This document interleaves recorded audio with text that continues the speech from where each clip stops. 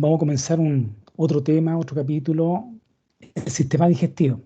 Les recuerdo que el sistema digestivo hay que conocerlo muy bien porque es lejos el aparato sistema que más patologías tiene en la medicina interna, independiente del grupo etario.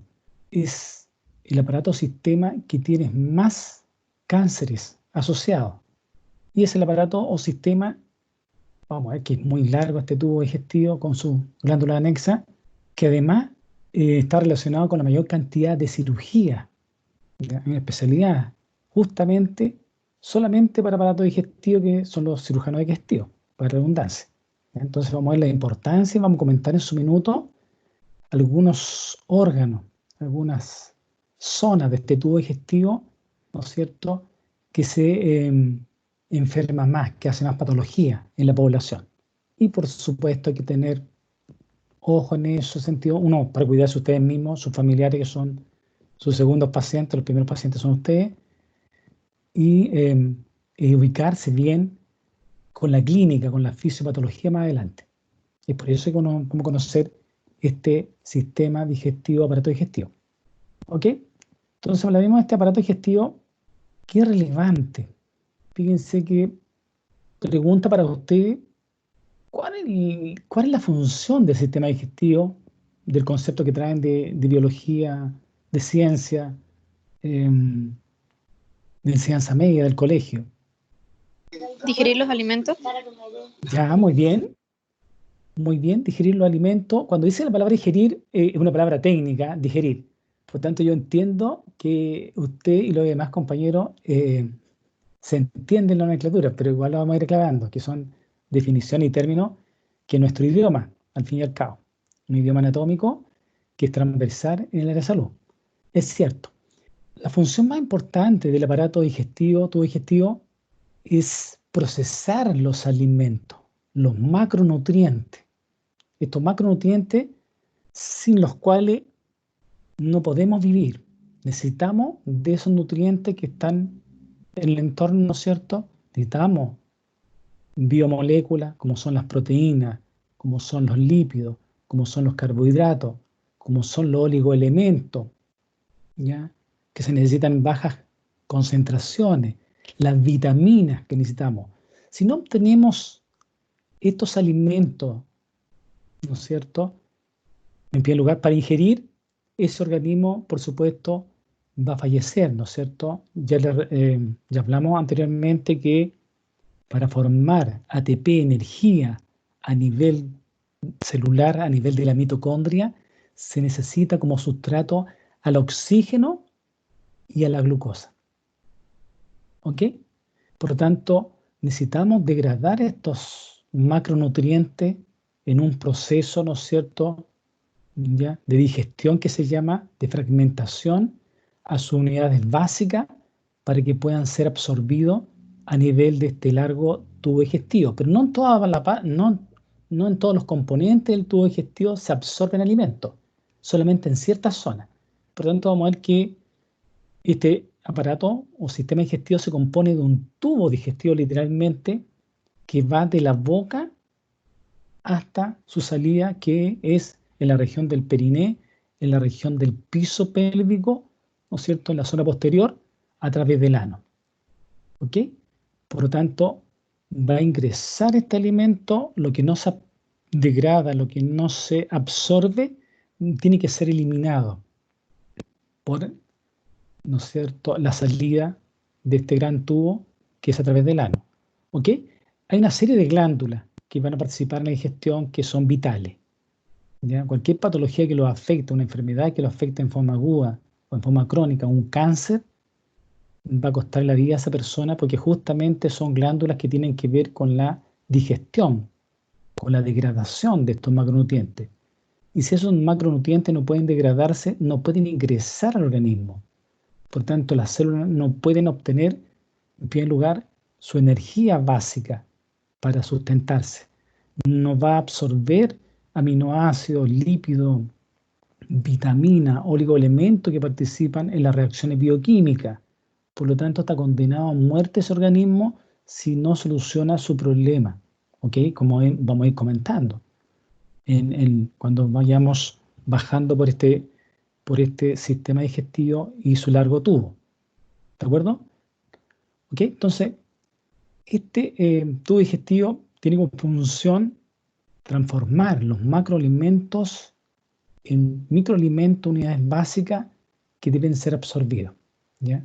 Y una vez que sea absorbido por la mucosa gastrointestinal, deben ser llevados a los millones y millones de células del organismo para que puedan mantener su homeostasis, ¿no es cierto? Su equilibrio, ¿no es cierto? Vital, para mantener los tejidos, órganos, aparatos y sistemas como un conjunto. ¿Ok? Estamos viendo en esta imagen muy bonita que ya conocemos alguna estructura, la cavidad oral. Acá comienza el tubo digestivo. Por tanto, cuando les pregunte en los certámenes, en los controles, mencióneme la secuencia del tubo digestivo, me tienen que mencionar la secuencia, ¿no es cierto?, que les voy a mencionar ahora. Fíjense que los alimentos deben ser ingeridos por la boca. Ingerir, perdón. Ingerir significa que deben ingresar a la cavidad oral. En esta zona va a ser importante porque se va a iniciar parte del proceso de, de la digestión, de fragmentación del alimento. ¿Ok? Luego va a pasar este alimento hacia la zona posterior, que ya conocemos, hacia la faringe, pero no cualquier parte de la faringe, la orofaringe, ¿ya? Luego se continúa por detrás de la laringe, pasa por la laringofaringe, se va a continuar con un largo tubo que nace a nivel cervical, ya lo hemos mencionado un par de veces, que va a transportar este bolo alimenticio, ¿no es cierto?, hacia caudal, hacia la zona donde deben ser digeridos, fragmentados y absorbidos los alimentos, que es el esófago. Llamamos aquí un esófago que tiene una porción cervical, una porción torácica que ya conocemos en la zona del mediastino superior y mediastino posterior, y que va a llegar a esta cavidad abdominal que vamos a hablar en detalle, donde se va a unir finalmente al estómago. ¿Ya? Vamos a ver que el estómago es el gran reservorio de los alimentos en esta zona y es la zona principal que inicia la digestión. ¿Ok? Luego los alimentos van a pasar a otra zona del tubo digestivo que es el intestino delgado. Estamos hablando de 8 metros, 7 metros de intestino delgado. ¿Ok? Que luego se van a continuar con un tubo más grueso, que es el intestino grueso, en sus diferentes porciones que vamos a ir viendo, hasta finalmente formarse en esta zona del intestino grueso las deposiciones y finalmente a nivel de la ampolla rectal se van a acumular estas deposiciones para ser evacuadas hacia el exterior. ¿Ok? En todo este largo tubo digestivo que estamos hablando y en forma secuencial, les voy a preguntar, ¿no es cierto?, ocurren patologías. Patología en la cavidad oral, patología en la faringe, patología en el esófago, patología en el estómago, cáncer de estómago, por ejemplo, gastritis. Y hay que ubicar muy bien este órgano. El intestino, ¿no es cierto?, delgado que está asociado al colon irritable. El colon también, cáncer de colon, cáncer de la glándula anexa, vamos a ver, ¿no es cierto?, cáncer hepático, cáncer de páncreas, cáncer de vesícula biliar, que es el primer cáncer que mata a la mujer chilena, y uno de los cánceres principales a nivel mundial de los digestivos. ¿Ok? Entonces vamos a ir mencionando algunas cositas que se les queden en la cabecita asociado con las patologías que van a escuchar desde ahora en adelante, ¿ya?, en la salud. ¿Ok?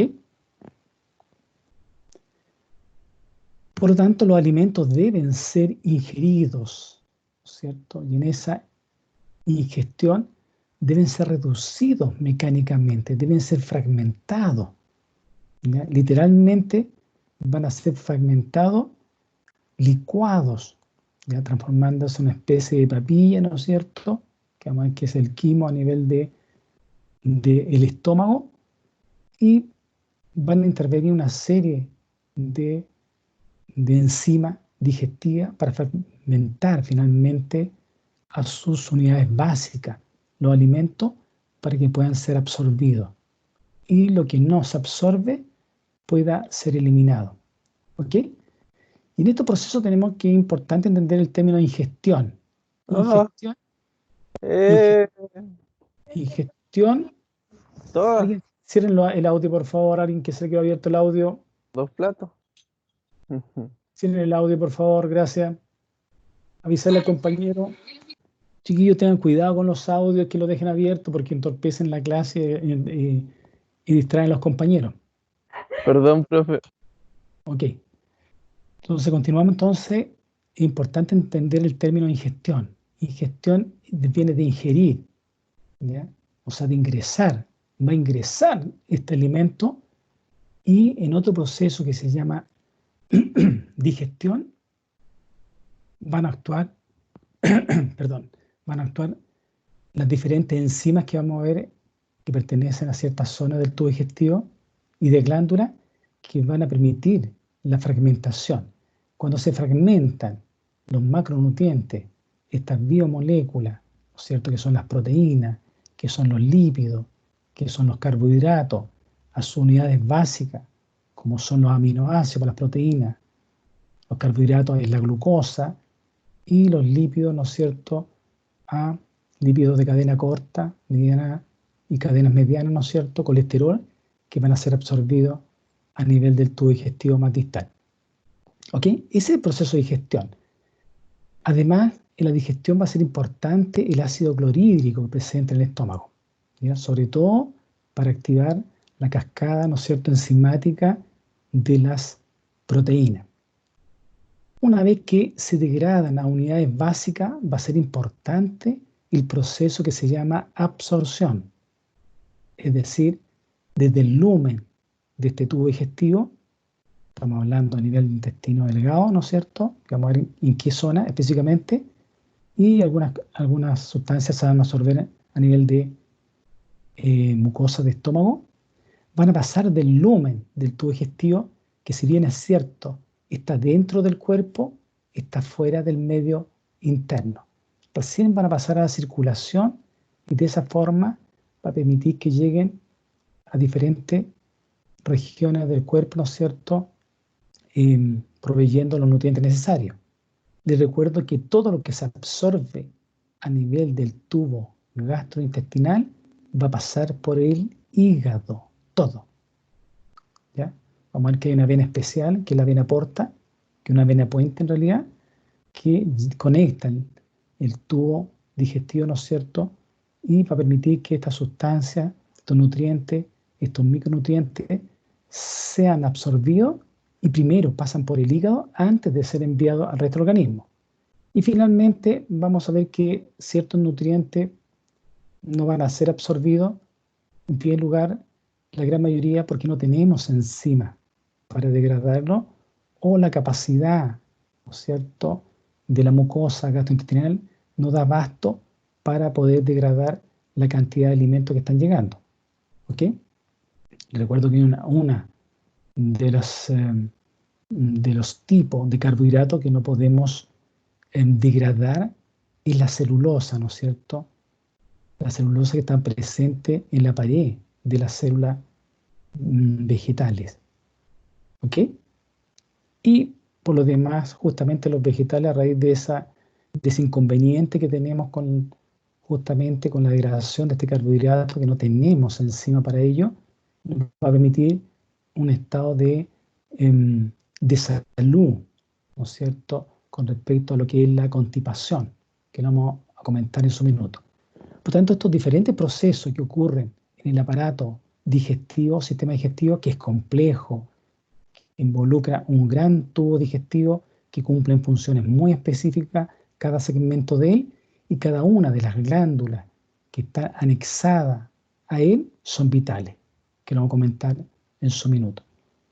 ¿Ok? En primer lugar vamos a hablar de los componentes que ya hablamos hace un ratito. Cavidad oral, debe ingresar a la cavidad oral, el alimento va a seguir por la faringe, orofaringe, laringofaringe, va a pasar al estómago a través de este gran tubo que es el conector entre la parte cervical ¿no es cierto?, y abdominal, que es el esófago, pasa al estómago. En el estómago empieza ya la gran digestión, ¿no es cierto?, a través de la activación de enzimas, sobre todo para las proteínas, y el famoso ácido clorhídrico, que es nuestra barrera inmunológica inespecífica. ¿Ok? Luego, en un largo tubo de 7 a 8 metros del intestino delgado, se va a producir parte de la digestión y el mayor porcentaje de la absorción de los alimentos. Finalmente, el intestino grueso, que ustedes solamente lo conocen, quizás donde se forman las deposiciones, les comento que es importante el intestino grueso en el balance hidrosalino. Se absorbe mucha cantidad de agua el intestino grueso, ¿ok? Además de formarse las deposiciones. Les comento que la digestión ocurre en este gran tubo digestivo, dicen los textos, ¿no es cierto?, que pasan por este gran tubo digestivo por lo menos 8 litros de agua para que se produzca la digestión, de los cuales apenas eliminamos una cantidad por las deposiciones de 200 ml en promedio. ¿Okay? Esto gracias a que la función del intestino grueso, en este caso, no solamente es formar las deposiciones, sino que mantener balance hidrosalino. Y estructuras anexas, como son los dientes, que ya conocemos parte de él, vamos a comentar y repasar un poco también. Los dientes son fundamentales porque nos permiten, ¿no es cierto?, fragmentar la gran mayoría de los macroalimentos y llevarlo más fragmentado o ya formar una especie de papilla que pueda ser ingerido fácilmente a nivel de estómago e intestino. Las glándulas salivales, que además de lubricar la boca, lubricar el lumen de la faringe, el lumen del esófago, participa en la digestión de los carbohidratos con su enzima amilasa. ¿Ok? El hígado, vamos a ver que tiene grandes propiedades, es vital, participa en el metabolismo de los carbohidratos, de los lípidos, de las proteínas, almacena oligoelementos, almacena fierro, almacena vitaminas, como la vitamina B12, ¿no es cierto? Vitamina B6, etcétera, que son vitales para la formación de glóbulos rojos, por ejemplo. ¿Ok? El páncreas, con su complejo enzimático, una glándula mixta, endocrina y exocrina. Desde el punto de vista exocrino, ¿no es cierto?, participa en la digestión, pero es una tremenda glándula endocrina vital donde se forma la insulina, el glucagón, ¿no es cierto?, que tienen que ver con el metabolismo, balance y regulación de la glucosa dentro del organismo. Recuerden que el principal combustible es justamente la glucosa, la glicemia, regulan.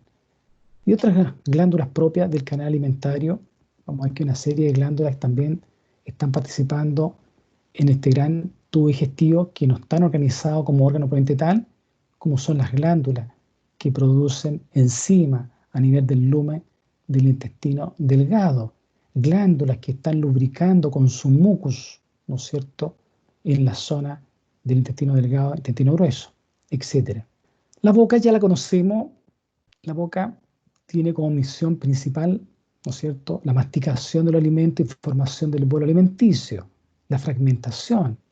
¿Ya? Es por eso que deben masticar los alimentos, porque en la medida que ustedes tragan, literalmente, grandes trozos, como puede ser un trozo de carne, el trabajo que debe hacer el tubo digestivo es mucho mayor a nivel de estómago, ¿ok? Participa además en la fonación, en los sonidos, ¿ya?, formando estas cajas sonoras en la fonación. Y además vamos a ver que participa justamente con la parte, no solamente como una caja sonora, sino por los dientes, que muchos de los sonidos, ¿no es cierto?, se forman, ¿no es cierto?, a raíz de la unión con los dientes. ¿Ok? Y además vemos que en la cavidad oral está el sentido del gusto, ¿no es cierto?, que ya hemos comentado y los vamos a revitalizar nuevamente. Vamos a ver las relaciones. por anterior se relaciona con la rima oral, ¿no es cierto? Con la entrada, el vestíbulo de la boca. Por posterior, la cavidad oral se relaciona con la faringe, con la orofaringe que conocemos. Por la parte más anterior, por los procesos alveolares. Recuerden que los procesos alveolares es la parte ósea donde se van a alojar los dientes, las raíces de los dientes. ¿Ya? Por superior tenemos el techo, ¿no es cierto? El paladar. Un paladar que se divide en un paladar duro, un paladar óseo, ¿no es cierto? Y un paladar blando. El paladar duro ya lo conocemos, que los 2/3 anteriores van a estar conformadas por el proceso palatino del maxilar y la lámina horizontal del hueso palatino. Esto más o menos se sitúa a nivel cervical C2, ¿ok? Y posterior a esa estructura más sólida, ¿no es cierto?, viene la parte blanda. La parte blanda que está formada, ¿no es cierto?, por músculo en la zona y tejido fibroso en la parte posterior, constituyendo el velo del palatino, ¿ya? Que presenta una prolongación central que todos conocemos y que se llama úvula. ¿Ok? La parte posterior se le llama istmo de la fauce en su relación con el límite de la orofaringe. Ya estamos viendo paladar duro. Ustedes pueden ver que hay unas rugosidades. Todos hemos tocado con el dedito, con la lengua, esta zona, ¿no es cierto? Esta zona rugosa que presenta el paladar duro. Los dientes que ya conocemos, que son importantes en la mantención de la arquitectura facial y participar en el primer proceso de la digestión del alimento. El paladar blando con la úvula. ¿Ok? Nuevamente los dientes, la parte de la rima, los labios, ¿no es cierto? La zona del vestíbulo, el piso formado por la lengua, ¿no es cierto? Las paredes laterales por interno están formadas por el músculo buccinador, un músculo que pertenece a los músculos de la mímica facial, por ejemplo. ¿Ok? Ahí estamos viendo la úvula. Otra zona que conocemos es esta, ¿no es cierto? Esta es la tonsila o amígdala palatina, que está entre el pilar del paladar, ¿no es cierto?, palatino, y el pilar faríngeo. ¿Ok? Ahí está la tonsila o amígdala palatina, que se ve al final, que se hipertrofia en la faringoamigdalitis aguda o en los procesos infecciosos que están ingresando justamente por esta zona. La gran mayoría, entre paréntesis, las infecciones respiratorias altas ingresan por la boca, porque respiramos por la boca. O alguien nos tosió, ¿no es cierto?, e ingresó las micropartículas por la gotita de Flügger, ¿no es cierto?, esta gotita microscópica que eliminamos, exhalamos al hablar casi a un metro y medio de distancia. Por lo tanto, alguien hablando frente a nosotros y estuviera resfriado, contaminado, ¿no es cierto?, francamente van a llegar en forma muy directa a esta zona, se van a impactar. ¿Okay? Como dijimos, lateral, la boca o mejilla, que van a estar constituidas por este músculo buccinador, y por la parte más externa va a estar del músculo buccinador, va a estar un cuerpo adiposo, ¿no es cierto?, en la zona de las mejillas. En la parte inferior dijimos que está la lengua y muy por debajo de la lengua está en el piso un músculo que ya vimos que pertenece a los músculos suprayoideos, que es el músculo miloioideo, que forma el piso de la cavidad oral. Ahí estamos viendo el músculo miloioideo en la zona. Estamos viendo la mandíbula. Por cefálico, esto es anterior, esto es posterior, pero aprovechamos de ver la arquitectura, ¿no es cierto? Cómo está el músculo miloioideo formando el piso. Las glándulas submaxilares, que son importantes, ¿no es cierto?, para la digestión. ¿Ok? En primera fase, la formación de la salida. ¿Cómo llega con sus ductos hacia la zona posterior de la arcada dentaria inferior en relación con los procesos alveolares? ¿Se fijan? Esos orificios se los pueden ver ustedes, ¿eh?, en la cavidad oral. O pueden ver a un paciente o ver a un familiar, ¿no es cierto?, ese orificio donde está desembocando la glándula submandibular. ¿Ok? Nervios que están llegando a la zona, nervios pertenecientes al trigémino, nervios pertenecientes al nervio hipogloso para inervar la lengua, etc. Nuevamente lo mismo, esto es para ver las glándulas. Justamente la glándula parótida, que pertenece al sistema digestivo, glándulas anexas, que son importantes, el 80-75% de toda la salida se produce en esta glándula. ¿Ok?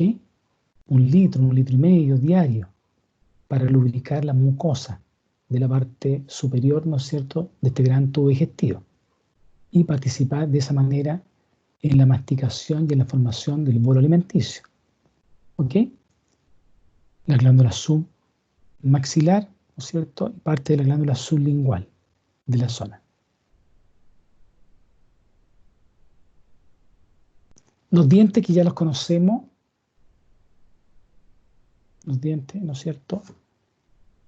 La porción superior se llama corona, tiene un cuello el diente y una raíz. La corona, acuérdense que la corona está formada por el esmalte, que es muy duro, ¿no es cierto? El esmalte es más duro que el hueso, ¿ok? Que permite degradar, fragmentar y moler hueso, literalmente, ¿ok? Pero por supuesto nosotros no vamos a hacer ese tipo de fragmentación porque se van a desgastar antes de tiempo los dientes. Y que se proyecta esta corona hacia la cavidad oral, tanto la arcada superior como la arcada inferior que hemos visto. El cuello es la zona de estrechamiento donde se adhiere la encía, ¿ok?, con el cemento, la porción más inferior que está rodeando la raíz del diente. La raíz está incluida en la encía, pero va alojada en los procesos alveolares, tanto del maxilar como de la mandíbula. ¿Ok? Vamos a ver acá la arquitectura del diente que ya recordando, ya la conocemos. Esta es la corona, esta parte blanca es el esmalte, esta otra estructura es la dentina, que también es bastante dura, ¿no?, pero es menos resistente que el esmalte.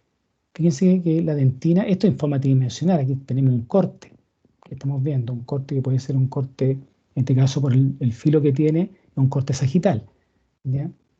Pero sabemos que está rodeando en forma tridimensional y dentro de esta arquitectura está la zona de la pulpa, al interior. Una punta en la raíz que es el ápice o vértice de la raíz por donde ingresa el paquete vasculonervioso, la arteria y salen las venas, ¿no es cierto?, la irrigación del diente y los nervios de esta zona. ¿Ok? Esta es la parte del cuello, que es la unión entre la encía y el cemento. Este es el cemento. El cemento es lo que está uniendo la raíz del diente a la apófisis alveolar. Nosotros ya conocemos el ligamento, ¿no es cierto?, que está uniendo la raíz del diente con el proceso alveolar en una articulación llamada gonfosis. ¿Se recuerdan? Que lo vimos en articulaciones. Por lo tanto, los dientes van a participar en forma muy activa en parte de la degradación, ¿no es cierto?, y en parte de la digestión de los alimentos y conocer su arquitectura. Por lo demás, les comento que son frecuentes la gingivitis, la enfermedad de la encía, ¿ya?, que finalmente termina la inflamación comiéndose el hueso. Retrae el hueso y se empieza a asomar la raíz del diente y finalmente termina por caerse. Por eso son importantes hoy día más que nunca, no solamente por estética, sino que en forma funcional mantener los dientes saludables en el tiempo. ¿Ok? Lo comentamos alguna vez que los dientes en el adulto son 32 dientes.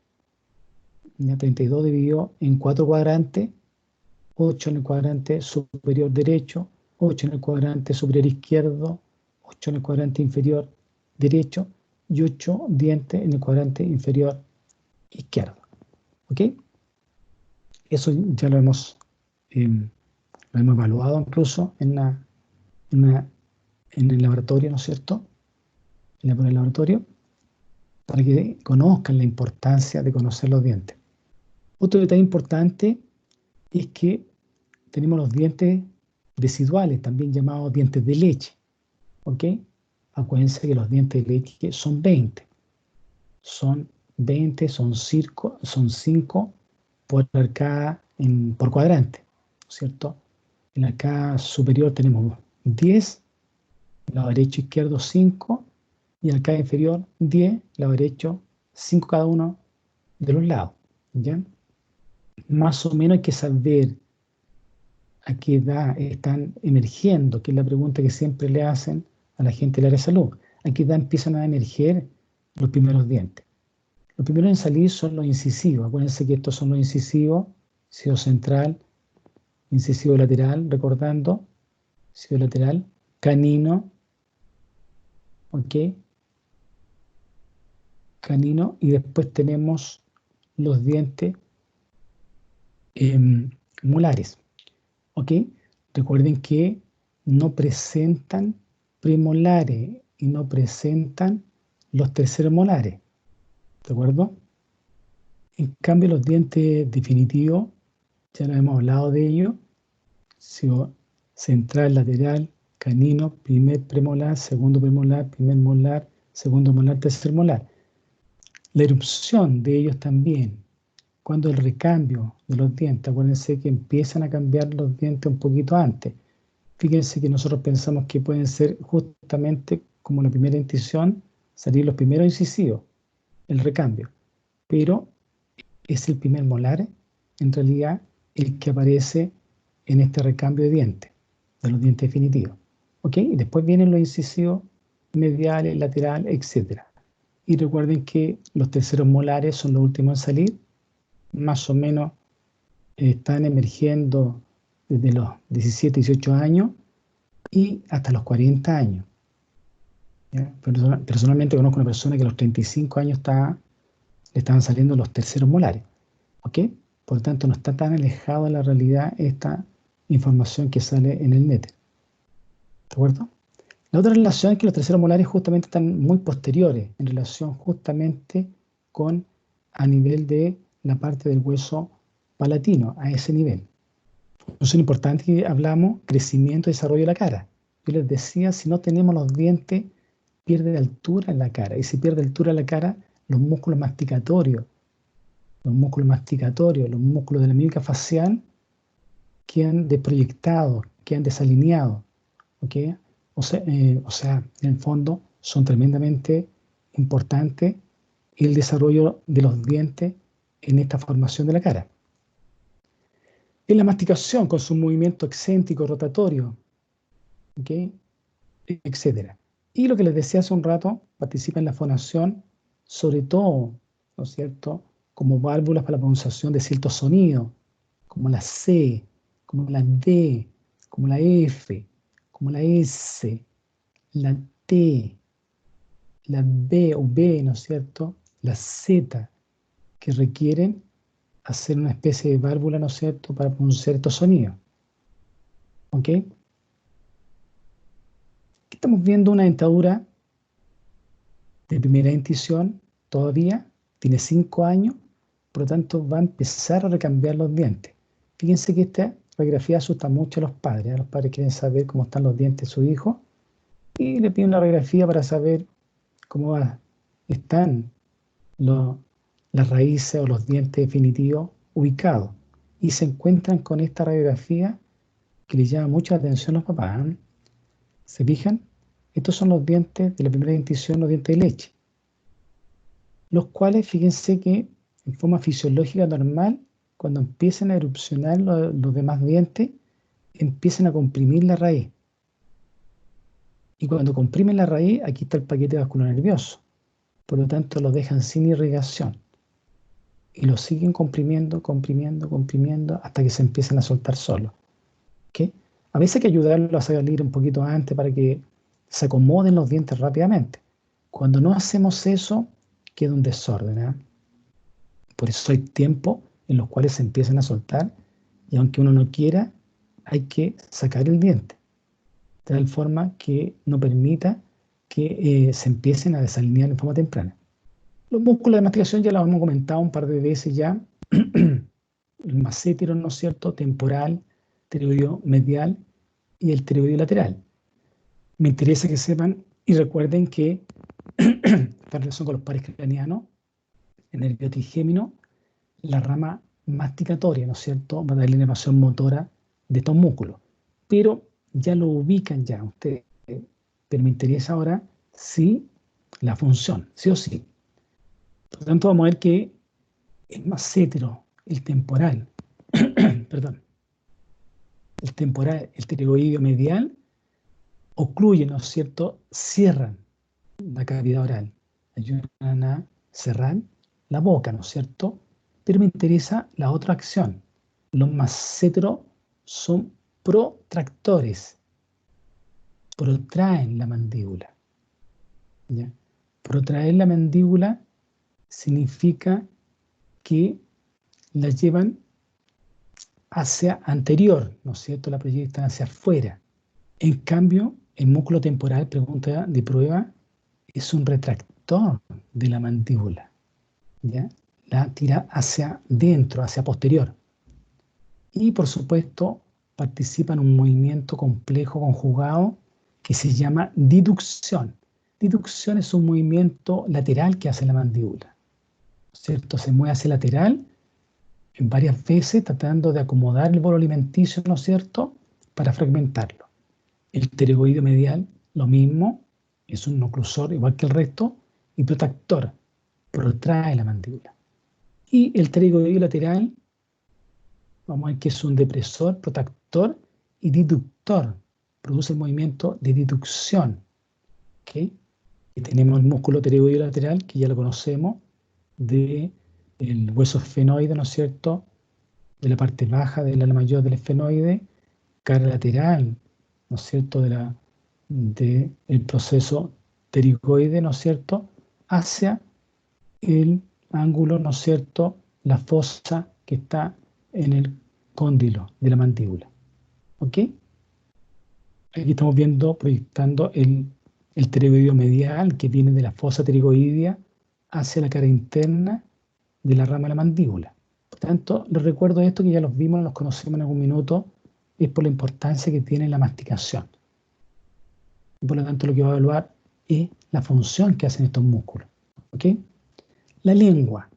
La lengua es importante porque participa en la masticación.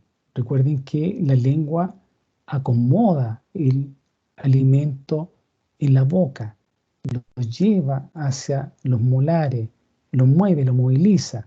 Y cuando vamos a tragar va a ser importante porque va a permitir la coordinación del alimento, llevarlo hacia el paladar y desplazarlo hacia posterior. ¿Ok? Por tanto, una persona que no puede hablar, que no puede responder a sus preguntas, un paciente, no se le puede dar nada vía oral para deglutir, porque se va a ir hacia la vía aérea lo que le dé. ¿Okay? Por tanto, un paciente que no coordina la lengua no puede masticar, no puede ingerir alimento, no puede deglutir. Y, como dijimos, participa en la fonación. Tienen músculos que son intrínsecos, propios de la lengua. Un longitudinal superior, un longitudinal inferior, un transverso de la lengua y un vertical de la lengua. ¿Ok? Músculos que son extrínsecos, que vienen de los lados colindantes, ¿no es cierto?, hacia la lengua, como son de la apófisis geni de la mandíbula hacia la lengua. El músculo geniogloso, el músculo hiogloso que va del hueso yoide a la lengua. El condrogloso, ¿no es cierto?, que va del cartílago, ¿no es cierto?, hacia la lengua. Y el estilogloso de la apófisis estiloide del temporal a la lengua. ¿Ok? Vamos a ver que todos estos músculos son inervados por el 12º par craneano, el nervio hipogloso. Los pares craneanos no he preguntado mayormente. Ahora sí voy a preguntarle porque, porque vimos los pares craneanos y lo otro, lo atingente que estamos viendo con los aparatos de sistema. Entonces, entre paréntesis tenemos estos músculos, que son los longitudinales superior e inferior, que permiten, ¿no es cierto?, cuando se contraen la lengua, cuando se contraen estos músculos, ¿no ¿no es cierto?, para permitir ciertos desplazamientos de la lengua. Si se contrae estos músculos, ¿no es cierto?, la lengua, el superior, se retrae, pero se levanta hacia arriba. En longitud inferior, cuando se contrae, retrae la lengua y desvía la punta hacia abajo. ¿Ok? El transverso de la lengua, como dice su nombre, ¿ya? El transverso de la lengua va en forma transversal y cuando se contrae, permite que la lengua se alargue, ¿no es cierto? Se estreche y se alargue. Y el vertical en la lengua permite que se aplane la lengua. Por tanto, todos estos movimientos van a ser importantes para su funcionamiento. Estamos viendo la lengua en los cuales están proyectados los músculos, el músculo transverso, los músculos longitudinales superiores e inferiores, los músculos verticales de la lengua. Esta es la masa de la lengua, el cuerpo de la lengua, lo intrínseco. Aquí están los intrínsecos, los que forman la arquitectura de esta lengua. Y el resto son los que están llegando, ¿no es cierto?, como el genio gloso de la zona, el hiogloso, el palato gloso, el estilo gloso que está llegando a esta zona de la lengua. ¿Ok? Recuerden que la lengua, no solamente los sonidos, sino la deglución de los alimentos, la coordinación, ¿no es cierto?, para que puedan ser ingeridos en forma adecuada. Inervación de la lengua que ya conocemos. Recuerden que el facial, a través de la cuerda del tímpano, le va a dar la inervación que ya conocemos sensorial en sus 2/3 anteriores. El facial de la inervación del sentido del gusto. En los 2/3 anteriores, la parte posterior va a estar dada por el glosofaringio, en el tercio posterior.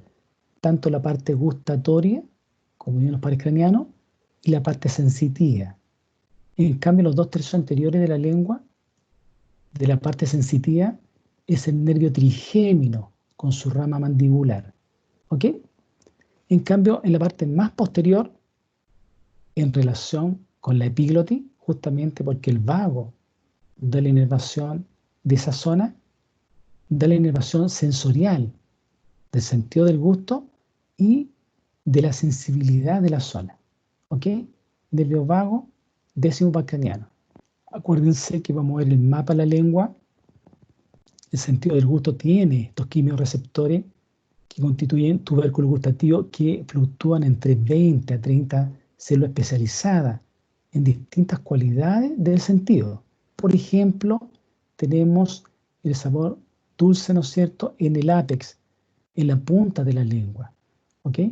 Y la sensación de percibir el ácido, ¿no es cierto?, en el borde o margen de la lengua que vamos a ver en un mapa, justamente viendo estos sentidos especiales.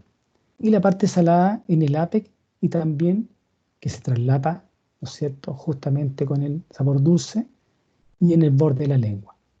Y la zona de percibir los sabores amargos, ¿no es cierto?, en la zona de las papilas caliciformes, en la zona más posterior de la lengua.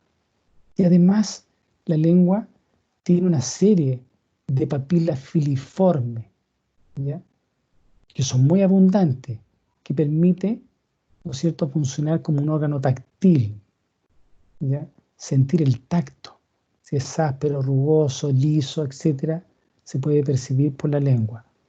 ¿Ok? Recuerden que población pediátrica, sobre todo las guaguitas, lactantes menores, su mundo gira alrededor de percibir, ¿no es cierto?, como órgano táctil y de los sabores, ¿ya?, que es muy peligroso para ellos. Esto me interesa que se aprendan el mapa de la lengua de memoria, que tengan en su mente una lengua y los colores.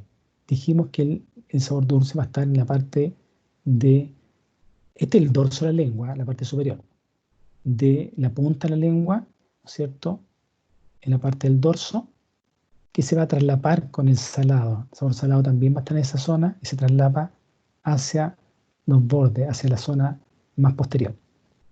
¿Ok? El amargo dijimos que va a estar en estas papilas caliciformes que se pueden ver ustedes. Si ustedes sacan la lengua o abren bien la boca, van a ver estas papilas gigantes que están en forma de V. ese para percibir el sabor amargo. Y el agrio en la parte más posterior del dorso de la lengua y el lado lateral. ¿Ok? Los nervios, justamente que perciben el sentido del gusto, el facial, los 2 tercios anteriores, septimopar craniano, el glosofaringio, el tercio posterior de la lengua. En cambio, la zona, esta es la epíglote, acuérdense de la epíglote, el nervio vago, acuérdense, el nervio vago participa en percibir el sentido del gusto en esta zona, pero además percibe la sensibilidad general. Y a nivel de la laringe va a inervar la parte motora, ¿no es cierto?, de los músculos intrínsecos y la sensibilidad general de la laringe, entre paréntesis. Como le comentaba hace un rato, los 2 tercios anteriores de la lengua, toda esta zona, la sensibilidad general, dolor, frío, calor, presión, tacto, es percibido por la tercera rama del nervio trigémino. ¿Ok? La faringe, que ya conocemos perfectamente, ya hablamos hace poco de ella, una estructura músculo-membranosa que es una vía común, ¿no es cierto?, para el aparato sistema respiratorio y el aparato digestivo, que se extiende desde la base de cráneo hasta la sexta vértebra cervical. Recuerden que ahí va a comenzar a ese nivel el esófago, la continuación directa de la faringe. Pero además a ese nivel está terminando por ventral, ¿no es cierto?, el límite inferior de la laringe. Y va a ser importante porque participa en la deglución, o sea, participa en la función del aparato digestivo, la respiración, aparato respiratorio, y en la emisión de los sonidos a través de estas cajas sonoras que produce la faringe, ¿no es cierto?, con las estructuras colindantes. Nuevamente lo mismo, esta es la base cráneo, el músculo constrictor superior de la faringe, constrictor medio de la faringe y el constrictor inferior de la faringe. El inferior está relacionado con el hueso yoide, ¿ya? Vamos a ver cartílago tiroide y yoide, y los demás van a estar relacionados con los huesos maxilar y hueso mandibular en la zona. Vimos las coanas, ¿no es cierto?, las coanas, las ventanas posteriores de la rinofarinx, la orofaringe, el istmo de las fauces, paladar blando, ¿no es cierto?, el dorso de la lengua con las papilas gustativas en esa zona, la epíglote, ¿ya?, y la apertura hacia la vía aérea, ¿cierto?, hacia la vía aérea puentetal en la laringe. La continuación directa de la faringe es el esófago, estamos viendo acá. ¿Ok? El esófago, estamos hablando ya de un territorio que ya es nuevo. El esófago se extiende, acuérdense siempre las proyecciones, se extiende a nivel de la continuación del término de la faringe, de C6 hasta T11 aproximadamente. Se va a prolongar hasta el abdomen. Es esencialmente un órgano de conducción, un tubo, ¿no es cierto?, un órgano de conducción importante, ¿ya? Conduce el bolo alimenticio, pero vamos a ver que no es pasivo, es tremendamente activo en el sentido que va a tener una musculatura que es la descripción de la musculatura de todo el tubo digestivo, ¿ok? Como es la musculatura lisa, circular que tiene y longitudinal, que va a propulsar y contraer el bolo alimenticio para que avance hacia distal, ¿ok? Pregunta de prueba, no interviene en la digestión, es un mero conducto transportador de alimentos, ni tampoco participa en la absorción. Eso vamos a ver que en forma histológica le va a quedar más claro cuando les muestre un corte histológico, del por qué no se absorbe ningún nutriente ni nada en esta zona. Importante recalcar que desde el punto de vista funcional, fisiología, fisiopatología, en esta zona comienza el movimiento peristáltico intestinal. ¿Qué significa? Que empieza a contraerse la musculatura en esta zona y ese movimiento de contracción a través de la musculatura circular que tiene el tubo digestivo constriñe aprieta, ¿no es cierto?, ese lumen, el contenido, y la musculatura longitudinal que tiene va a propulsar el alimento en una sola dirección. Eso es importante porque evita el reflujo del alimento. Por tanto, el alimento debe ir en ese sentido, desde la parte superior del tubo digestivo hacia la parte inferior del tubo digestivo. Esto es normal. Cuando no hay coordinación o se desordena el funcionamiento del esófago, como puede ser una denervación, pierde la función del sistema autónomo. Recuerden que el que hace que se contraiga todo el tubo digestivo y trabaje el tubo digestivo es el sistema nervioso autónomo parasimpático. Por tanto, cuando hay problemas del sistema autónomo parasimpático, esto no va a ocurrir, ¿ya? Y se va a generar un desorden y puede refluir libremente el alimento, devolverse, ¿no es cierto?, hacia la cavidad oral. ¿Ok? Por eso es importante los movimientos peristálticos que se mantengan en forma fisiológica. ¿Ok? Fíjense la relación que tiene, acá estamos viendo la parte cervical, la relación que tiene colindante con la tiroides. Estos son los lóbulos de la tiroides en su parte de nacimiento. ¿Ok? La parte cervical. Ya está ingresando al mediastino superior por la parte posterior. ¿Ok? Mediastino posterior, compartimento posterior del mediastino inferior. Lado derecho, ¿se acuerdan que va a pasar por detrás del hilio pulmonar derecho? A ese nivel. Y fíjense el arco aórtico que va hacia el lado izquierdo. ¿Okay? Esta es la gran aorta torácica. Esas zonas que tenemos de su levantamiento son el nacimiento de la arteria intercostales. Por eso se ven de dos pares, ¿no es cierto? Pares en forma muy simétrica. Por supuesto, estamos viendo acá el diafragma. Está atravesando ya el diafragma a ese nivel. Esta es la razón que es importante. Importante porque usted va a tener un ramo que se llama histología, ¿no es cierto? Histología, que pongan atención. Pareciera que no tiene importancia, pero tiene mucha importancia para entender la fisiología, la fisiopatología en los diferentes órganos, ¿no es cierto?, que conforman los aparatos y sistemas. Este es un corte histológico. Estamos viendo un corte en sentido longitudinal, en el sentido transversal y coronal, para ver en forma tridimensional. Fíjense que está compuesto por un epitelio. Un epitelio, por definición, son células yuxtapuestas, células que están unidas una a la otra, ¿no es cierto?, por uniones herméticas, que puede ser un solo epitelio, ¿no es cierto?, una monocapa, ¿no es cierto?, monoestratificado, o un epitelio con muchas capas, como estamos viendo acá. El epitelio del esófago es un epitelio pluriestratificado, que tiene hartas capas, se parece a la piel, pero no tiene la última capa, que es el epitelio cornificado que tiene la piel, que son células muertas, ¿no es cierto?, que se van ubicando en la parte más superficial. No tiene este epitelio, ¿ya? Un epitelio que está más húmedo en esa zona para que se lubrique. Ahora, ¿por qué es importante esto? Porque a raíz de que este epitelio es pluriestratificado, no puede absorber nada, ¿ya? No puede absorberse nada. Y además, ¿cuántas veces hemos agredido a este epitelio?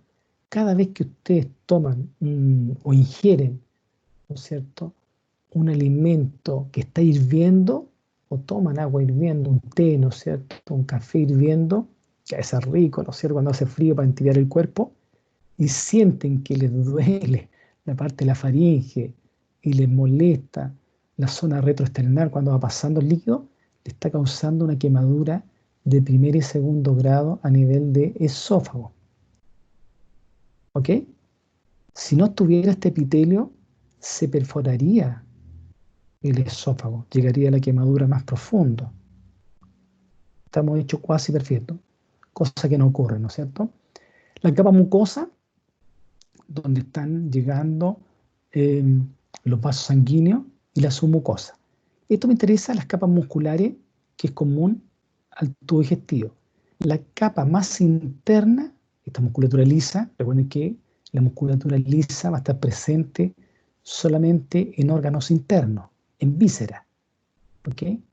Y la musculatura lisa está relacionada funcionalmente solo con el sistema nervioso autónomo, simpático y parasimpático.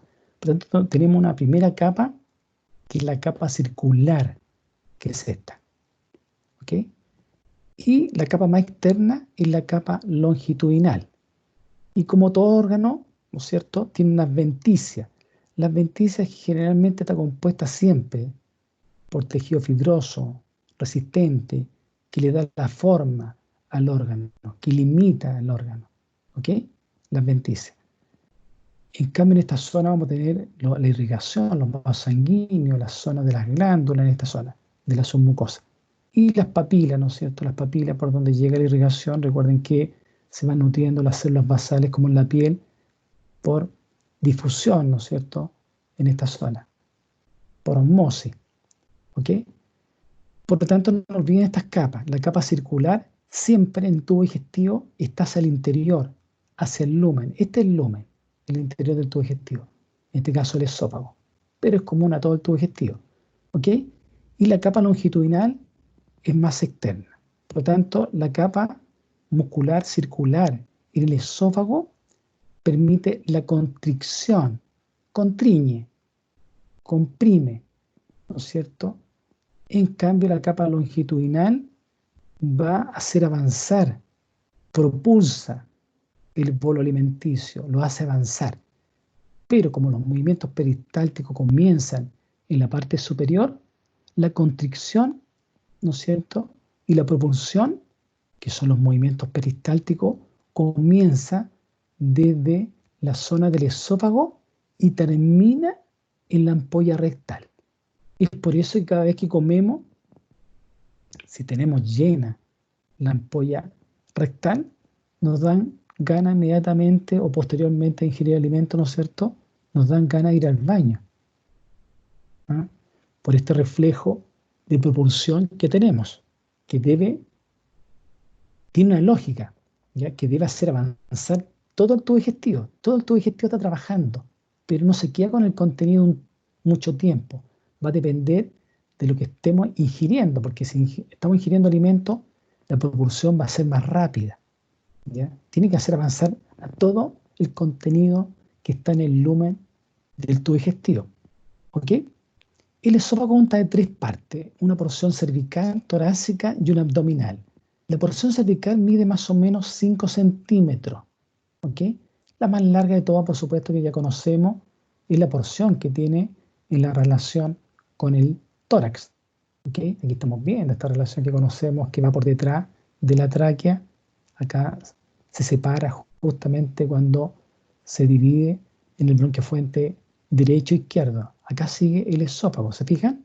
Y pasa por el hiato del diafragma hacia la cavidad abdominal.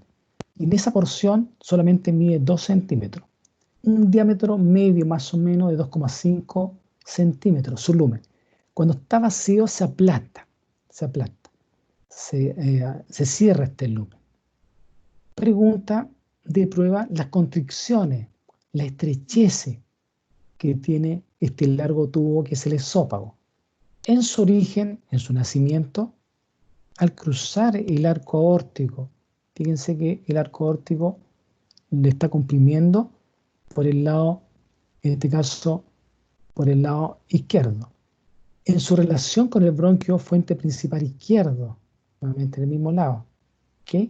Y por supuesto, esto es importante desde el punto de vista anatómico, al atravesar el diafragma.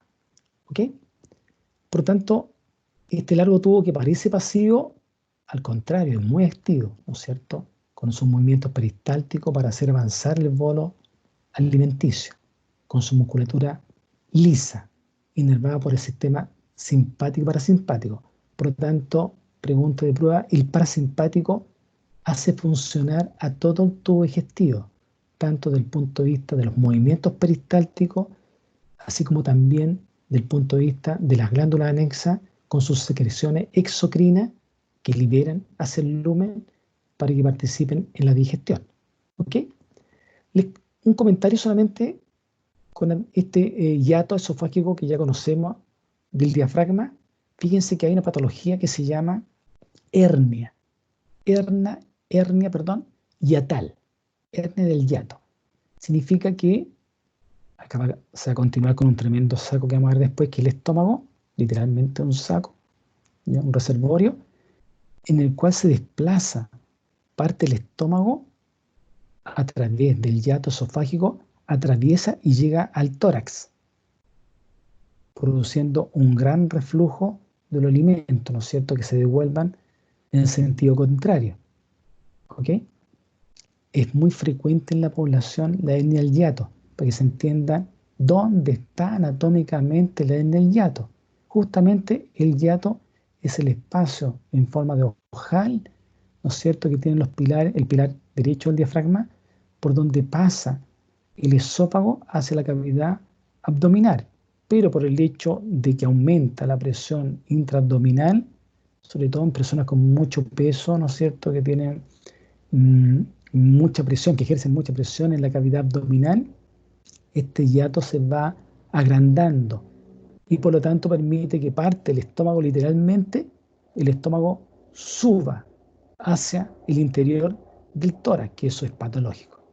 Se los comento solamente para que sepan dónde está el problema del hiato esofágico, la hernia del hiato. Vamos a hablar, antes de seguir avanzando por el tubo digestivo, justamente de la cavidad abdominal, porque estamos llegando a abdomen, pero necesitamos conocer su función, su ubicación y límite, sus componentes y su estructura ósea y muscular. ¿Okay? Entonces vamos a ver que el esófago atraviesa este gran músculo que es el diafragma, ¿no es cierto?, para ingresar a esta cavidad abdominal. La cavidad en realidad se llama abdominopélvica, es decir, abarca el abdomen y abarca la parte superior de la pelvis, ¿ya? Se ubica en la pelvis mayor. ¿Okay? Vamos a ver que este es el orificio inferior de la pelvis mayor, esta es la pelvis mayor o falsa, que ya la conocemos como la ala, ¿no es cierto?, la ala del hueso ilíaco, la zona del sacro. En esta zona va a llegar parte de las vísceras abdominales y van a estar protegidas, ¿no es cierto?, en esta zona. Es por eso que la cavidad es abdominopélvica. Y además estamos viendo que parte del abdomen alto está en relación con la caja torácica. ¿Okay? Por tanto, el límite de la cavidad abdominal por cefálico va a ser el diafragma, que ya conocemos. Y el límite inferior va a ser el orificio superior de la pelvis verdadera o el orificio inferior de la pelvis falsa, que es en esta zona. ¿Okay? Y además tenemos acá como límite hacia caudal, vamos a tener el ligamento hacia ventral, el ligamento inguinal, que ya conocemos, que el ligamento inguinal es parte de la extensión de la aponeurosis del músculo oblicuo externo. Por lo tanto, tenemos esta gran cavidad donde va a estar el tubo digestivo con sus glándulas anexas, pero además van a haber estructuras dentro de esta cavidad abdominal que están siendo protegidas, que pertenecen al sistema urinario, como son los riñones, que vamos a ver posteriormente. Los riñones que van a estar en esta zona, en la zona posterior, ¿ok?, que pertenecen al sistema urinario. Vamos a ver un órgano que se llama vaso en realidad con Z, vaso. El vaso va a estar alojado, ¿cierto?, en esta zona, en relación a la parilla costal izquierda, en esta zona, protegiendo esa estructura noble que tiene un tamaño entre 13 por 5 por 3 centímetros, acá, que pertenece al sistema inmunológico. ¿Okay? Es el gran reservorio de la defensa inmunológica específica de todo el cuerpo, y sobre todo del abdomen, pero de todo el cuerpo. Cuando hay septicemia, hay una gran infección, el vaso va a estar gigante. Se ubica en esta zona, pero puede llegar hasta acá abajo el vaso, ¿okay?, cuando crece. Sobre todo un paciente con septicemia va a reconocer el famoso vaso. ¿Ok? Además participa en la respiración. Recuerden que en reposo el diafragma se lleva el 80% del trabajo y el resto se lo llevan los músculos intercostales, ¿ya?, externos. De tal forma que la expiración es pasiva, pero cuando estamos respirando y necesitamos apurar, ¿no es cierto?, la expiración va a participar el abdomen con su musculatura abdominal. el recto abdominal, ¿no es cierto? Y los músculos de la zona como el oblicuo externo y el interno, aumentando la presión intraabdominal para desplazar el diafragma hacia cefálico, ¿no es cierto?, hacia el tórax, de tal forma que aumenta la presión intratorácica y ayuda literalmente a expulsar, a estrujar estos globitos que son los pulmones, ¿ok? Por eso les dice que participa en la respiración, ¿ok? Y además vamos a ver que la región abdominal con su musculatura va a participar en aumentar la presión abdominal, que es muy importante para permitir la micción, ¿no es cierto? Que orinemos, ¿no es cierto? Va a permitir ese aumento de la presión intraabdominal a través de la prensa abdominal, de la musculatura de los rectos, ¿no es cierto? Sobre todo los rectos abdominal y la musculatura lateral, permitir la defecación y sobre todo en la mujer va a ser muy importante esta laboriosa presión que ejerce el abdomen para el trabajo de parto. ¿Ok? Entonces, necesitamos conocer cómo se forma y se constituye esta cavidad abdominal. Además, necesitamos ubicar los órganos dentro de ella en posición anatómica, ya que en medicina es importante. Un dolor en esta zona, el médico sabe qué órganos subyacen. Y usted también va a saber al final del capítulo digestivo qué órganos subyacen. ¿Qué le puede estar doliendo al paciente si le está doliendo esta zona, o esta otra zona, o esta otra zona? Pero requieren una nomenclatura topográfica para ubicarse, ¿okay? Que lo vamos a hablar ahora. La proyección que tiene, estamos viendo parte de la proyección ósea de la parrilla costal que está en relación con el diafragma, pero aquí vemos como el hígado, ¿no es cierto? Ya está ubicándose en el hígado, bajo la parrilla costal, en esta zona, que es muy importante, parte del estómago al lado izquierdo. En esta zona va a estar el vaso, intestino grueso, fíjense, intestino grueso, intestino delgado, 7 metros, intestino delgado, llegando hasta la cavidad pélvica, ¿no es cierto? A la pelvis falsa, ¿ya? La pelvis superior. ¿Ok? Región abdominal, que es importante. Entonces necesitamos dividir en pequeños espacios para estudio y también para describirlo en el examen físico del paciente. Yo necesito ubicar un dolor en el abdomen. El paciente me cuenta, les cuenta a ustedes, y después uno palpa la zona abdominal y le pide por lo demás dónde le duele, tóquese dónde le duele, dónde le refiere el dolor, ¿ya? Y después eso yo lo transcribo a una ficha, el lugar topográfico donde le duele. Por eso es importante la división de este abdomen. Entonces vamos a tener una división de la cavidad abdominal, abdominopélvica, ¿no es cierto?, que tiene límite. El límite superior, ¿no es cierto?, vamos a ver que es el diafragma. Recuerden que el diafragma llega en el lado, en el lado derecho, puede llegar la cúpula diafragmática hasta el cuarto espacio intercostal, muy alto, ¿no es cierto? En cambio, en el lado izquierdo solamente va a llegar hasta el quinto espacio intercostal. ¿De acuerdo? Por la parte inferior vamos a tener el ligamento inguinal. Un ligamento inguinal que ya conocemos, que va de la espina ilíaca anterosuperior hasta el tubérculo del pubis, en esta zona ventral.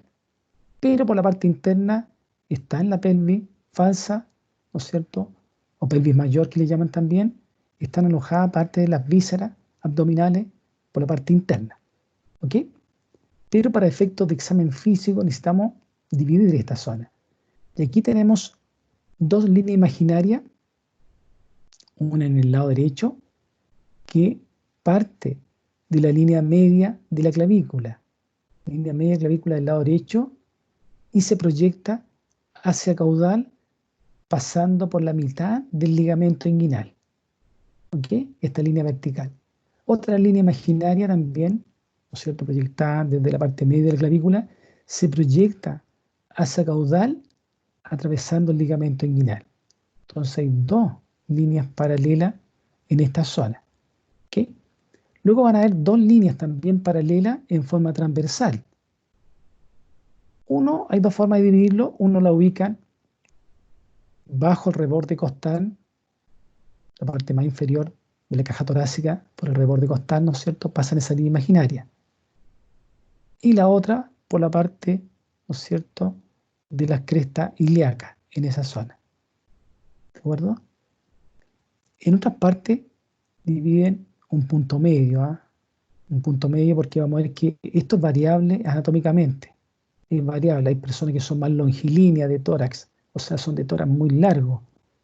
Llega muy, muy caudal el borde inferior de la caja torácica, que son las personas más delgaditas, ¿no es cierto? En general.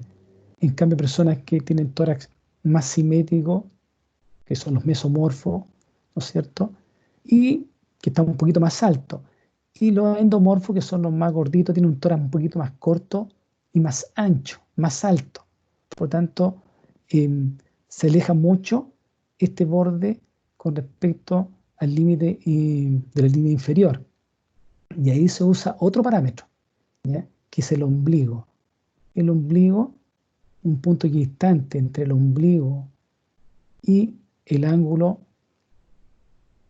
costo external, que es este, el punto equidistante entre los dos, ahí se proyecta una línea imaginaria. ¿De acuerdo? Son las dos formas de dividir sobre todo esta línea, cuando son tórax muy largos. Se los comento solamente. De esta forma, dividimos con el diafragma por la parte superior, ligamento inguinal por la parte inferior y los bordes laterales de la cavidad abdominal en 9 cuadrantes que son importantes. El cuadrante superior derecho se llama hipocondrio derecho. El cuadrante superior, ¿no es cierto?, medio, se llama epigastrio. El cuadrante superior izquierdo se llama hipocondrio izquierdo. En la segunda hilera, segunda fila, ¿no es cierto?, por lateral tenemos la región lateral derecha, llamada también flanco derecho. Flanco significa lado, ¿ya? La región umbilical, llamada también región mesogástrica, mesogástrica.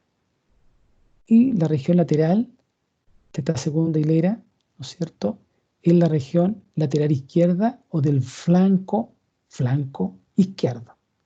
¿Ok? Luego, en la tercera fila, tenemos la región inguinal derecha o fosa ilíaca derecha. Tenemos una región central, ¿no es cierto?, en la tercera fila, que se llama hipogastrio. Y otra zona lateral, ¿no es cierto?, hacia el lado izquierdo de la tercera fila, que es el cuadrante de la región inguinal izquierda o fosa ilíaca izquierda. ¿Ok? Entonces vamos a ver que hay órganos que subyacen en el hipocondrio derecho, órganos que subyacen en la zona epigástrica, órganos que subyacen en la región del hipocondrio izquierdo, órganos que subyacen en el flanco o región lateral derecha, órganos que subyacen en la región umbilical o mesogastrio, y así sucesivamente en cada una de las zonas.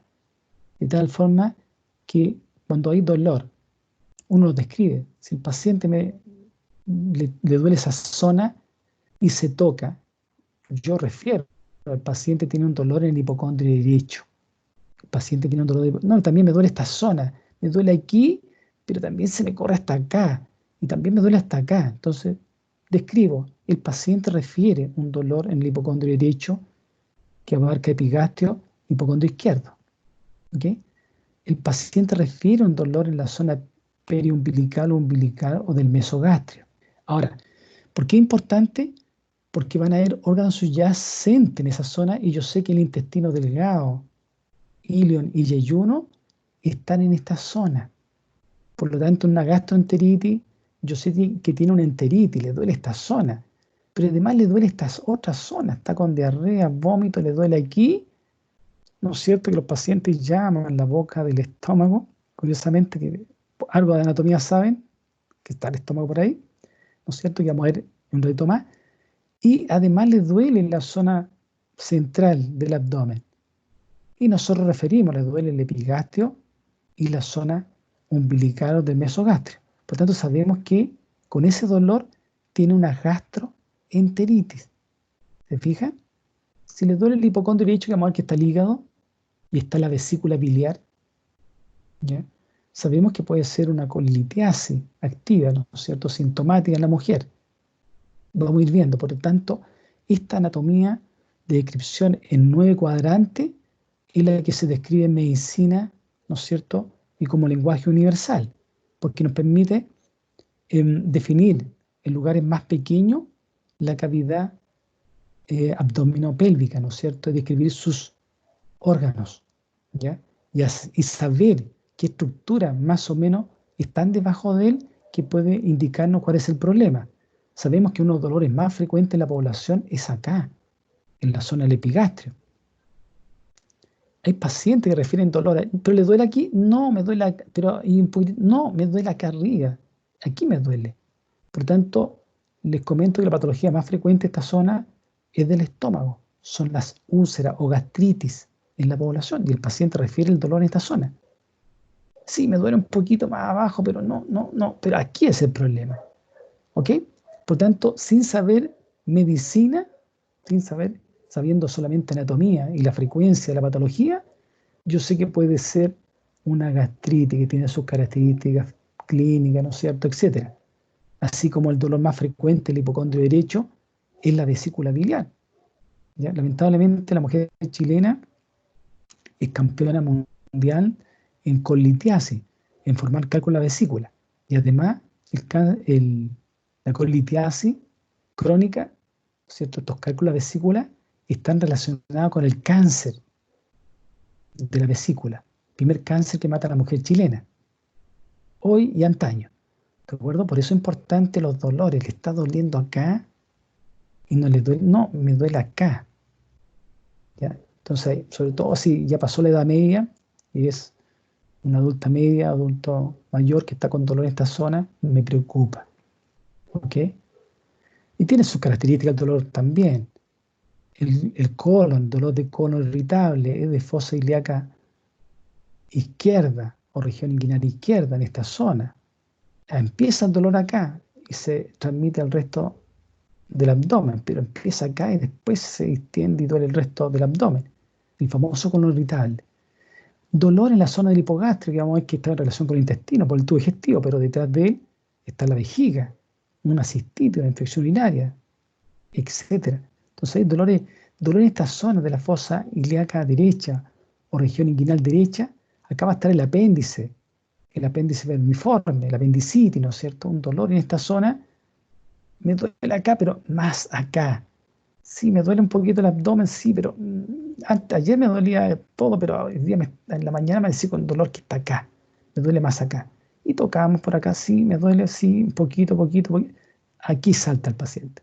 Por tanto, hasta que no se demuestre lo contrario, puede tener una apendicitis en curso, sin saber medicina, pero por la frecuencia, y la frecuencia de patología es importante y manda en los diagnósticos, sobre todo de urgencia, es una emergencia quirúrgica.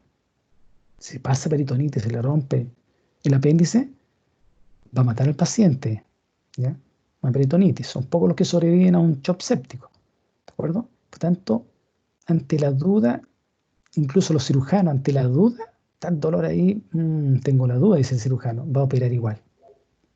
¿Ya? Va a operar igual. ¿Ok? Entonces, la división en estos 9 cuadrantes nos permite un estudio más acabado de las vísceras que están debajo, subyacen. Entonces yo les preguntar en las pruebas, vamos a revisar las vísceras que están en el abdomen. Entonces les voy a preguntar, es para que se aprendan los nombres extraños de los cuadrantes, de hipocondrio derecho, epigastrio, hipocondrio izquierdo. Entonces yo les voy a preguntar, los siguientes órganos se encuentran en el hipocondrio derecho. Y empiezo a mencionar, excepto cuál no es, cuál no está. Los siguientes órganos se encuentran en la región del epigastrio. Y empiezo a nombrar. Ya vamos a ver que hay un montón, ¿eh? Un montón en esta zona que vamos a retomar. ¿Ya? Por lo tanto, ahora les mencionaba solamente los cuadrantes que los vamos a resumir al final. ¿Ya? Al final, una vez que veamos todos los órganos, les quede más en claro qué órganos del tubo digestivo y además del sistema urinario y además del sistema inmunológico, ¿no es cierto?, están presentes en esta región.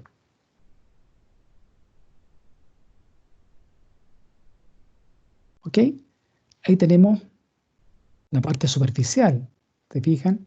Esta es la prensa abdominal, el músculo recto abdominal, que vamos a ver que tiene unos tendones, ¿no es cierto? Unos tendones intermedios que hace que funcione como un resorte, literalmente. ¿Ah? Si este músculo fuera uno solo y no tuviera estos tendones intermedios, significa que la masa muscular, esta fibra llega hasta aquí solamente. Esta otra nace aquí y llega hasta acá. Y así sucesivamente. Por tanto, cuando se contrae esta zona y se contrae esta zona y se contrae esta zona. De tal forma que más los rectos, perdón, el oblicuo externo que tiene estas fibras que se dirigen hacia caudal. ¿Se fijan? Como los bolsillos, cuando se meten las manos en los bolsillos, ustedes van en ese sentido. En cambio, vamos a ver después que los oblicuos externos van en sentido hacia medial, pero hacia cefálico. ¿Ok? Esta prensa que se genera, prensa abdominal, genera la famosa maniobra Valsalva, que aumenta la presión intraabdominal y sin ella no podemos vivir. ¿Eh? Utilizamos esta maniobra de aumento de la presión intraabdominal para defecar, para miccionar, ¿no es cierto? Para toser, ¿ya? Para vomitar, etcétera. Se genera para la postura, para poder pararme, levantarme, necesito una buena prensa abdominal. ¿Ok? No solamente la parte digestiva que estamos viendo acá, que es importante, sino también en otras maniobras. Por tanto, hay que tonificar estos músculos, que no se nos pongan flopping, no se nos atrofien, ¿no es cierto? Porque va a ser importante en mantener el funcionamiento de las vísceras internas. ¿Ok? Ahí ya estamos proyectando parte de órganos subyacentes que vamos a conocer. ¿Eh? Parte del hígado, parte del estómago, fíjense. Parte del estómago, parte de los riñones, etcétera. El apéndice, que ahí estamos viendo el apéndice vermiforme que producen los cuadros agudos más frecuentes en la población, que está en la fosa ilíaca derecha, pero se llama fosa ilíaca, esta es literalmente la fosa ilíaca. Y ahí está, se le llama también a la región inguinal, fosa ilíaca derecha. ¿Ok? Y en otras partes lo dividen en 4 cuadrantes, ¿no es cierto?, más grandes, que no usamos mucho en clínica. Se los menciono porque que salen los libros de anatomía, pero en clínica se usan los 9 cuadrantes. ¿Okay? ¿Por qué? Porque estos cuadrantes son muy ambiguos. Un cuadrante grande puede abarcar muchas vísceras, muchas subestructuras debajo. Entonces hay una línea imaginaria que pasa por el eje, que es esta, y otra línea imaginaria que pasa por el ombligo. De tal forma que divide, y por supuesto el límite superior es el diafragma. Y el límite inferior va a ser el ligamento inguinal, ¿okay?, de estos cuadrantes. Pero, si se fijan, los cuadrantes, a pesar que estas zonas son chiquititas, pero la verdad es que hay estructuras subyacentes que están colindantes, que es ambiguo el dolor. Al referir a alguien describir una ficha, un examen físico general de abdomen, es decir, el paciente le duele el cuadrante superior derecho, me pierdo, no sé si es hígado, no sé si es la vesícula, no sé si el riñón proyectado con un cálculo hasta esa zona, ¿no es cierto?, que abarca parte del flanco derecho, no sé si el duodeno, no sé si el páncreas, no sé si etcétera, intestino delgado, no sé si el colon transverso, no sé si es parte del colon ascendente. ¿Se fijan? Es muy ambiguo. Sí, se escriben para razones de estudio, sobre todo más general, pero en medicina se usan los 9 cuadrantes, que es lo que iba a preguntar en la prueba. Desde el punto de vista del esqueleto del abdomen, ya lo conocemos, parte de la parilla costal va a formar la parte superior del abdomen.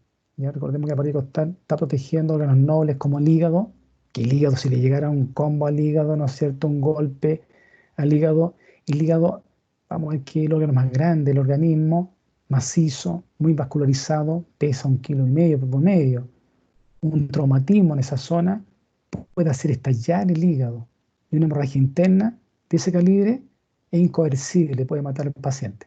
El choque hipovolémico, ¿no es cierto?, etcétera. El vaso que hablamos del sistema inmunológico también es una esponja de sangre, además, cuando se rompe, que lo vamos a comentar cuando lo veamos, y protege parte de las vísceras de esta zona, ¿ok?, que es muy importante, y zona de inserción de los músculos que están formando la región abdominal. La columna vertebral por posterior, ¿no es cierto? Parte de la columna torácica en la parte alta y la columna lumbar en la parte más baja. La pelvis, ¿no es cierto? La pelvis mayor, aquí está mejor. Esta es la parte de la pelvis mayor. ¿Se fijan? Este es el pubis, la rama del pubis, ¿se fijan? La línea arqueada, este es el límite de la pelvis mayor, que es esta, ¿ya? Que abarca al hueso ilíaco, ¿no es cierto? Y parte de la zona más medial, ¿no es cierto? ¿Se fijan? Parte del sacro en esa zona. Toda esta zona, toda esta zona hacia arriba, es la pelvis mayor o pelvis falsa. La pelvis verdadera es esta. ¿Ok? En esta zona van a estar los órganos, ¿cierto?, relacionados con el aparato urinario, el aparato reproductor, parte masculina y femenina, vejiga, ¿no es cierto?, etcétera, en la pelvis menor, que vamos a ver después en otro capítulo. ¿Ok? Pero esta zona proyectada del promontorio, ¿no es cierto?, la parte más anterior del sacro, ¿no es cierto?, con la línea arqueada, borde superior del pubis, ¿no es cierto?, y por ventral hasta el borde superior de la sínfisis púbica. Toda esta zona es el límite de la pelvis verdadera, que está hacia caudal, hacia abajo, y la pelvis falsa, que es todo esto que estamos viendo, ¿ya? Que la pelvis falsa, o pelvis mayor, ¿no es cierto?, va a estar alojando parte de las vísceras de abdomen. Las paredes musculares, ¿ya? Las paredes musculares es importante porque vamos a ver que hay piel en la zona anterior, hay una capa de tejido graso que es muy importante, que está sobre la fascia muscular, que es una zona donde se acumula mucha grasa, ¿eh? Es la zona donde se acumula la mayor cantidad de grasa, que está sobre las fascias musculares de la región abdominal. Luego tenemos una capa membranosa, que son las fascias, que es tejido fibroso, que está recubriendo justamente los músculos en esta zona, el músculo que está en esta zona del recto anterior, pero las fases de los otros músculos, la aponeurosis, las proyecciones del músculo oblicuo externo, del oblicuo interno y del transverso del abdomen, que se proyectan y rodean al recto del abdomen. ¿Ok? Esa es la parte membranosa, que acá tienen nombre, ¿eh? Olvídense esos nombres que son franceses. ¿Ok? ¿De acuerdo? Entonces, vemos un tejido adiposo, la piel, tejido adiposo, una fascia muscular, y luego viene por la parte anterior el recto abdominal. Pero en la parte lateral vienen estos tres músculos, que son el oblicuo externo, el interno y el transverso, ¿no es cierto?, del abdomen, que son importantes en la fisiología del tubo digestivo, justamente aumentando esta presión intraabdominal, en la respiración, en todo. Para todo usamos la prensa abdominal. La pared muscular, viendo los músculos, aquí está el recto del abdomen. Fíjense cómo se inserta, hasta donde llegan las inserciones del recto abdominal. Este es el primer tendón, ¿no es cierto? Tendones que tiene 1, 2, 3 tendones intermedios. Esto permite que funcione como una parte, 2 partes, 3 partes y 4 partes. A veces hay un tendón más caudal, ¿eh?, pero más inconstante. Pero estos son los tendones intermedios más frecuentes, que permiten que este músculo, ¿se fijan?, funcione como un resorte, literalmente. Aumente la presión intraabdominal en forma violenta y nos ayude en la respiración, nos ayude a las maniobras de defecación, de micción, al toser, al vomitar, ¿no es cierto?, al pararnos, al levantarnos. Todos los movimientos dependen de la presa abdominal.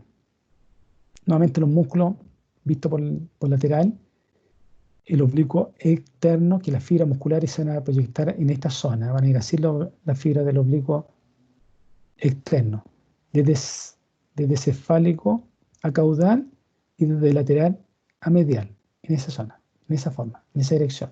En cambio, el oblicuo interno va a ir desde lateral, ¿no es cierto?, a medial, y desde caudal a cefálico, en esa dirección. Y el transverso va en forma transversa, en la dirección horizontal. De tal forma que permiten todos los grados de compresión para ser más óptimo el funcionamiento de esta musculatura y permitir su contracción. Fíjense el ligamento inguinal, que es una evaginación, una proyección de la fascia del músculo oblicuo externo, que ya conocemos. Parte de los músculos, ¿no es cierto?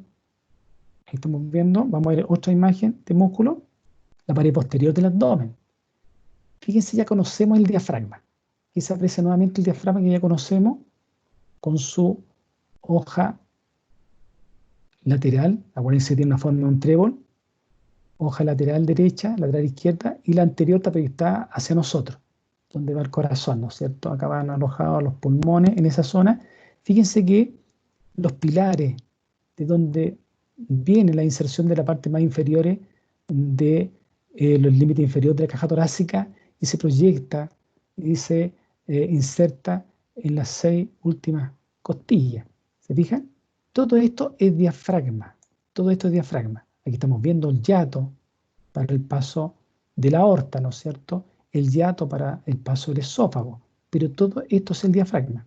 Aquí forma la parte fibrosa que está uniéndose al borde inferior de la caja torácica. Y aparece este otro músculo que se llama músculo cuadrado lumbar.